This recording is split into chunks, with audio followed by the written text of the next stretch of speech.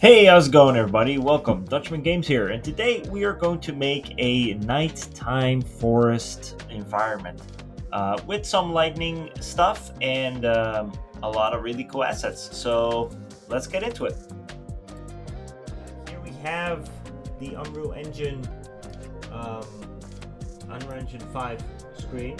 So first we're going to click on File, click on New, and select Empty Level. This way you're going to create a completely empty level with a completely empty outliner. And the first thing that we're going to do is we are going to landscape and we are going to create a landscape. Now we need to choose a landscape material to put in here. The one I'm using is from the SDF pack. I will link it in the description and also in the video right now. And we're going to throw that in there. What this does, it creates a material for this landscape, and in this material there's layers, and you can set up those layers so you can create a custom landscape with it. So we are going to make it, we're going to keep the scale, and we're going to click on create. What happens now is that we have a little landscape with no lighting, and the landscape is completely black as well because it doesn't have layers yet. So what we're going to do now is we're going to click on create layer, and we're going to add a layer in there. So now what we will do is we will set this layer to the whole of the system, and then what we're going to do is we're going to add a lightning system, so directional light, and here we have the selected layer. Now this layer is great for forested areas, of course, and this is also an auto layer, which means that when you create a hill, it will actually create a hill texture with it, like so, like this side here. See, it will generate the hill texture. So now what we're going to do is what I always prefer to do is to actually create a kind of like a wall around this whole thing. So we're going to Control Z, put that back, and now we have this square, and now we're just going to make kind of like a round wall around this whole perimeter. So up the tool strength, make it a little bit bigger. And this way we can make like a semi-realistic wall, and this will be the playable area essentially. And the reason why we do this is because we want to have a defined playable area that you play in, so we also know that we don't really have to do anything behind this, and we'll make this look nice later. So let's make a hill on the back here. It's always nice to have kind of like a a three-sectioned background. So what that means is that you have the front, which is the trees, which will be right here, and then you have the first layer and then the second layer in the back of taller mountains to kind of like show off depth in the environment. And it doesn't have to be hills everywhere. For example, if we don't do hills there, then this is just the more hilly bit. So you can keep this like that. You can add some hydro, some erosion on this.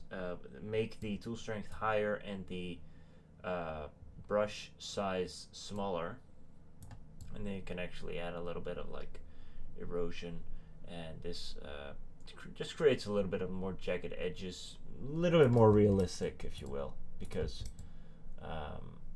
it's not always as nice as this beautiful rounding here, and then we just add a little bit of jagged edges, makes it look a little bit more realistic.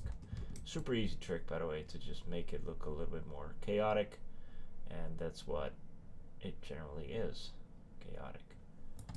Alright, so now what we're going to do is we are going to go to our folder, and we are going to look for Good Sky, also a system that I will show you guys in the description. Good Sky creates a very simple skybox, and it just looks nice from the get-go. Now you can make sure you can make it like midnight. You can make it like noon, which is nice. And if you're standing here, then it's just day. Or you can say let's do death, or let's do Dark Souls.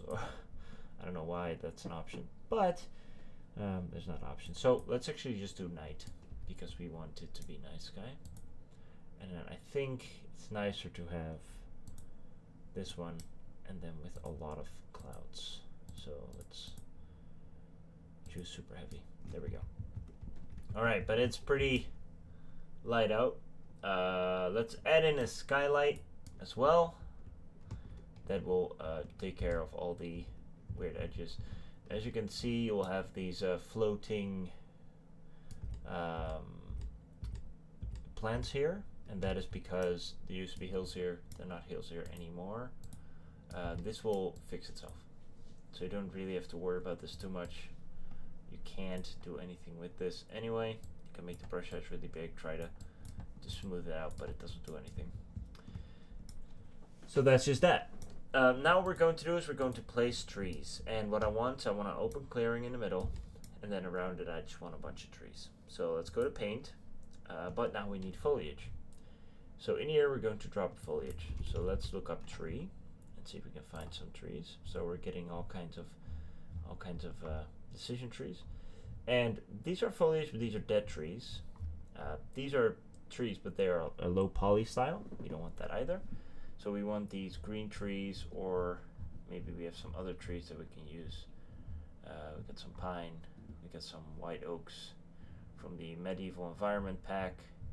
I got a lot of packs in this project, but let's use the trees that we found up here, the green trees, which are also from the SDF pack. So select them all, throw them in there. And now they're all selected, or no, sorry, you gotta select them all. And now what you can do is you can paint them. So you can just paint them like this, and then they will spawn. Now there's something weird going on, right?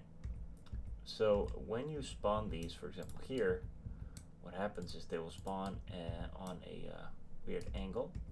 So you don't want that. So what you want is you want to go down here, and then you want to align to normal. So what this does, it always keeps the tree straight, which is more realistic. All right, so now we're just going to throw some trees around and make kind of like a forested area. So yeah, get your paintbrush here, and make the where is it? Oh, the brush size, make it a little bit bigger, see what happens when you do that. Okay, that's not too bad. So again, we're just going to go around in a circle here. There we go, and then like that. Now what you can do is also throw some trees on here. It looks nice from a distance. Keep in mind though that this might be a little buggy, or a little heavy on your PC, depending on what kind of PC you have. So now we have this forested area, and then also throw some here, and then this will be the clearing. Now it is quite heavy for the computer to handle this, so what we're going to do now is we're going down here, we're going to select them all, and then we are going to call distance, and then what the call distance is, it basically says like from this distance you can see them. So when we get really close, they will appear, see? So, but we want this minimal call distance to be like 5,000, let's say. 55,000. 5,500, I mean. So now, some trees will appear and others won't. Let's make it 15,000. And this is actually perfect. And then, let's say we take these three, and then these three we actually put on 10,000. And then what we can do here is we take one over here and we remove it. So now what you have is you always have like a few trees in the back. So there's always some trees going around the back, but when you get closer to that, so let's say you're walking over here and you're looking up, then all the trees will be there and it'll be like a lot more lush. And you can do this so that the performance stays a little bit more intact, because obviously so many trees like this is quite difficult on performance, especially because they all have dynamic shadows. That's something else we're going to work on. We're going to take care of the shadow system by making sure that they don't have dynamic shadows, because dynamic shadows are very heavy. Unless you want that, of course, then you can you do that. But let's say we say cast dynamic shadows, turn that off, then we get something like this. But that's looks bad, but once you build the lightning, it will actually get some normal cast shadows on there. So for now, let's keep it on, and we can turn these two off to make it a little bit better. So for example, affect the shadows, and now it's a little bit better to do your thing in. Alright, so now what we're going to do is we're going to play with the environment to make it look night, because this is a nice forest and all, but it's not night. Also something nice to do if you are if you want to do it and you want to make it a lot more interesting, is you can actually add a few rocks here and there, and that really brings the whole area alive, because you know, just a few rocks here and there. So let's actually put it on unlit, so it's a lot better to work in. But rocks just make especially the open area, just a lot more alive. And you can make them a little bit bigger if you want, like something like this. You can also put one over here and then like invert it so it's look different than the others. You can just play with this a little bit, add some rocks here and there. It's always nice to have a few rocks in your forest, just to, you know, and then if you actually want to also like put rocks here, then you can do that too, just to make it a little bit more detailed if you want to do this. So, little tip. But again, you can take as much time as you want on this. I'm not going to do that because I don't want to take too long making this tutorial. But you can, of course, take as much time as you need doing that. So let's go on this again. First of all, we need a post-processing system. So let's go to post-processing volume. And then this volume needs to be extremely large, so it encompasses the whole map. There's also a global one, but I just always do this because then, let's say you want to actually have a different region with different post-processing, you can just make them overlap or do different things. So a little bit of bloom. What we're going to do is we're going to set the exposure to a lot less. So let's say what happens if we put it at 1. Let's say we put it to 0, right?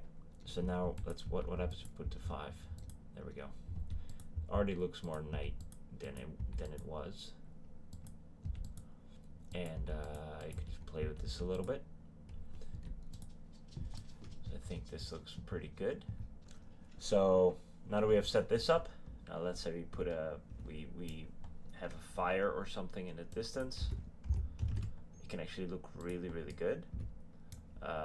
So let's say we have this fire particle here,